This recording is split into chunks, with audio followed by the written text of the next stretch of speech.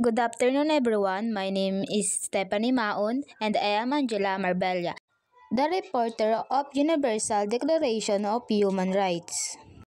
Universal Declaration of Human Rights ay isang mahalagang dokumento na nagtatakda ng mga karapatan at kalayaan ng lahat ng tao sa buong mundo. Ito ay pinagtibay ng United Nations General Assembly noong Desyembre 10, 1948 sa Paris, France.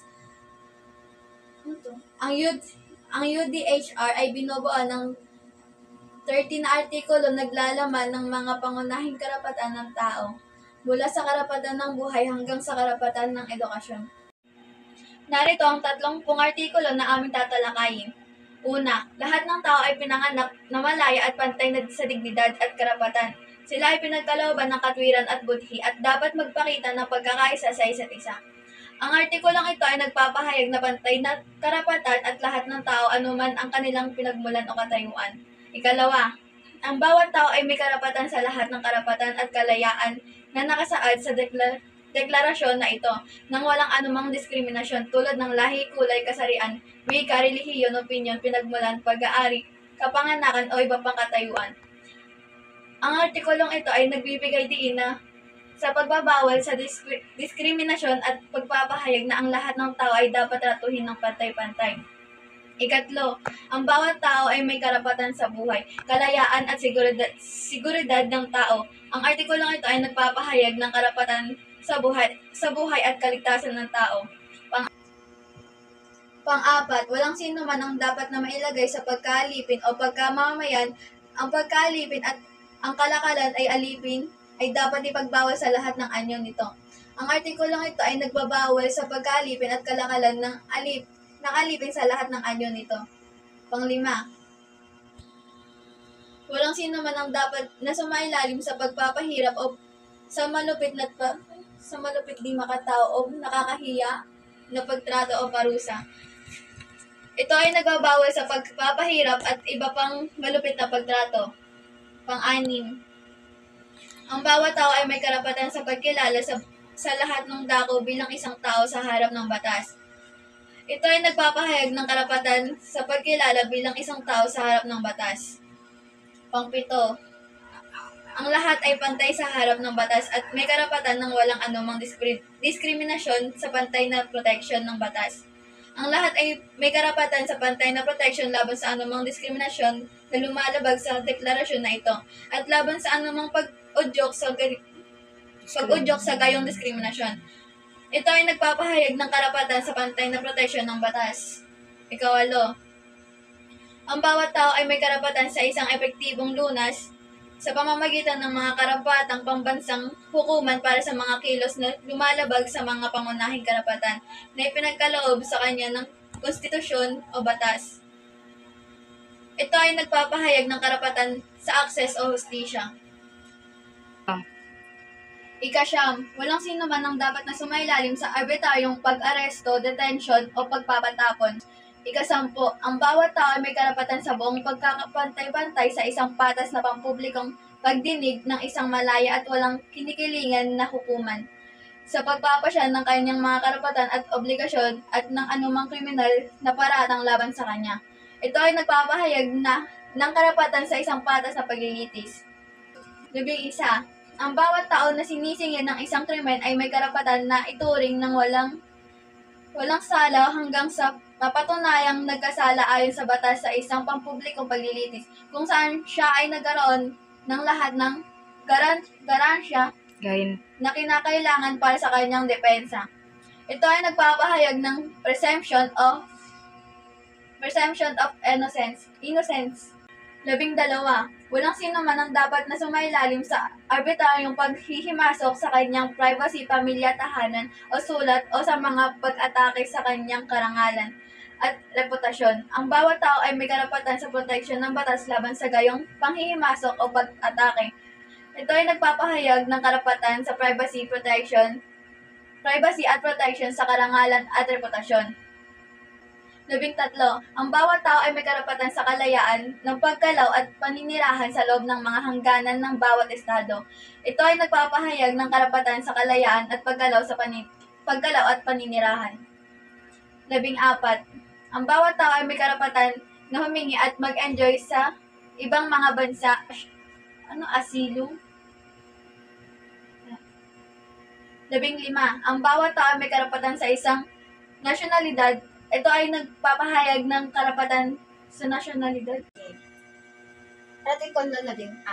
Ang lalaki at babae na may sapat na gulang nang walang anumang limitasyon dahil sa nasyonalidad o reliyon ay may karapatan na magpakasal at magtatag ng isang pamilya. Sila ay may karapatang pantay na karapatan sa pag-asawa sa panahon ng pag-aasawa at paghiwalay.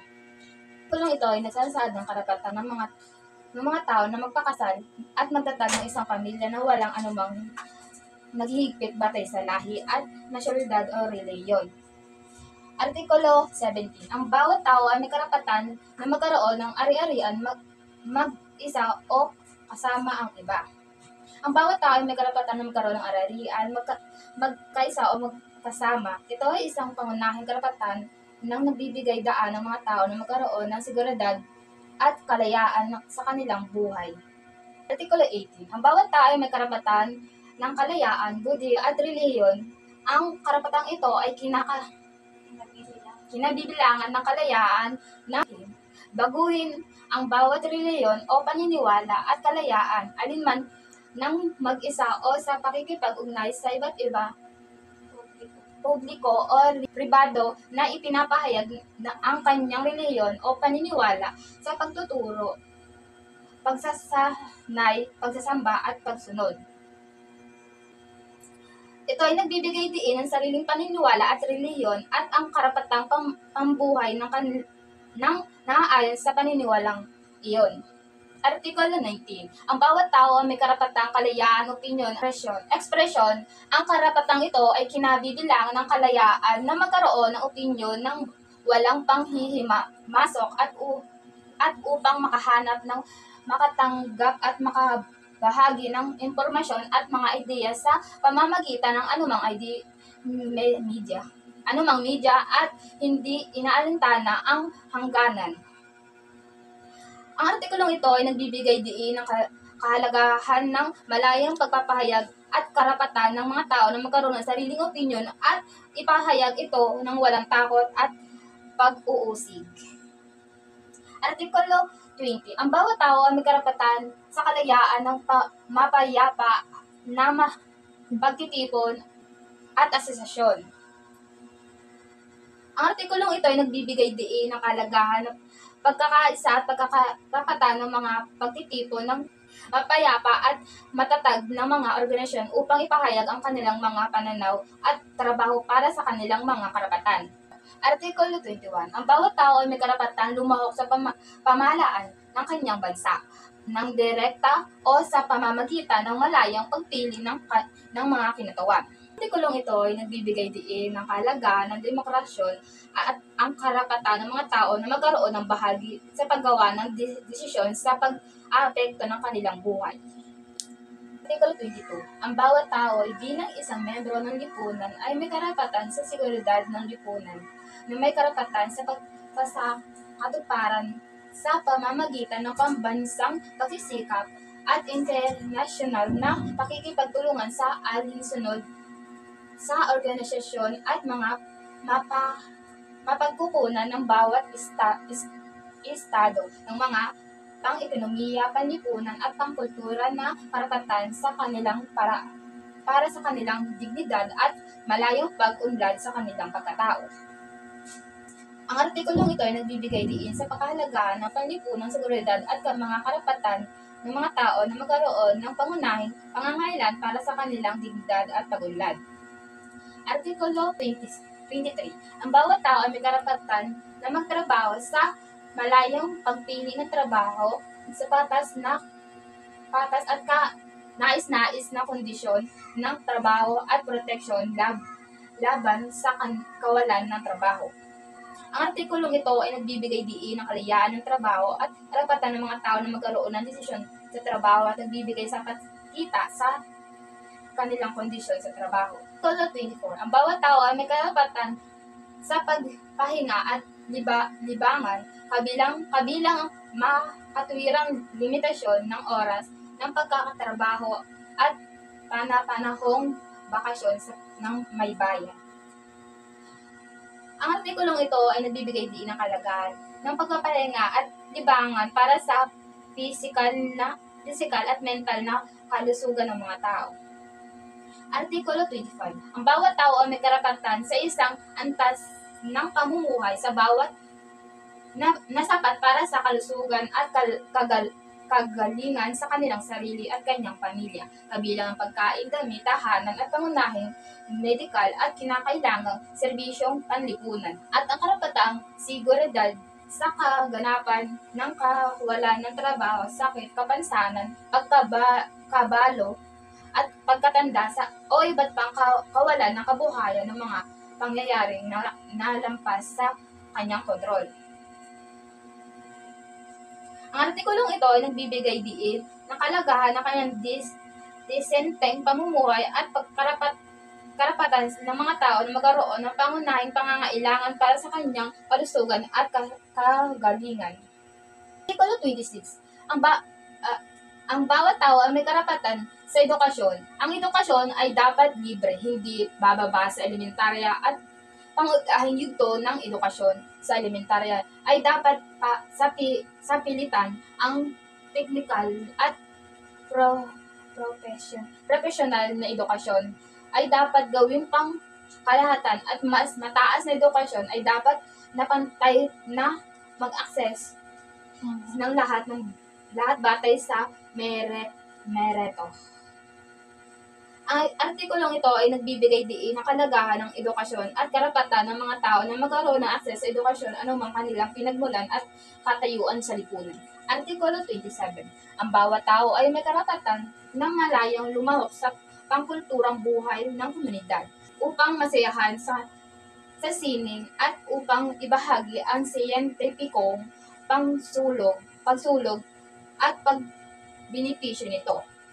Ang artikulong ito ay nagbibigay diin sa kahalagahan ng kultura, karapatan ng mga tao na magkaroon ng akses sa kultura, sining at makilahok sa siyentipikong paglulusog. Artikulo 28. Ang bawat tao ay may karapatan sa isang panlipunan at international na kaayusan kung saan ang mga karapatan at kalayaan ay nakasaad sa deklarasyon na ito ay maaaring maisakatuparan.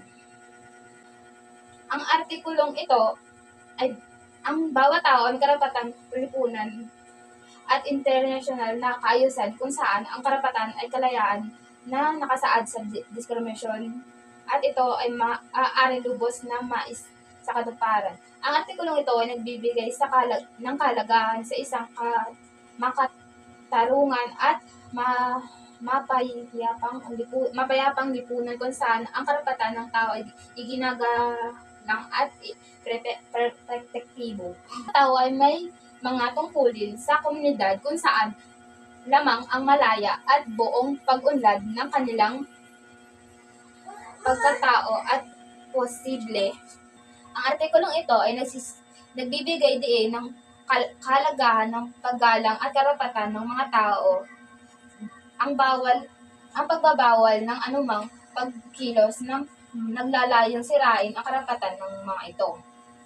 Artikulo 30. Walang anumang bagay sa diskriminasyon na ito ang maaaring bigyang kahulugan bilang mapagpapahiwatig para sa anumang estado, grupo o tao na anumang karapatan ng kasali sa anumang aktibidad o pagsasagawa ng anumang kilos na naglalayong sirain ang aliman sa mga karapatan at kalayaan na nakasaad dito. Ang artikulong ito ay nagbibigay diin ng kalagahan na magpagalang karapatan ng mga tao at pagbabawal ng anumang kilos at paglalayong suriin ang karapatan ng mga ito.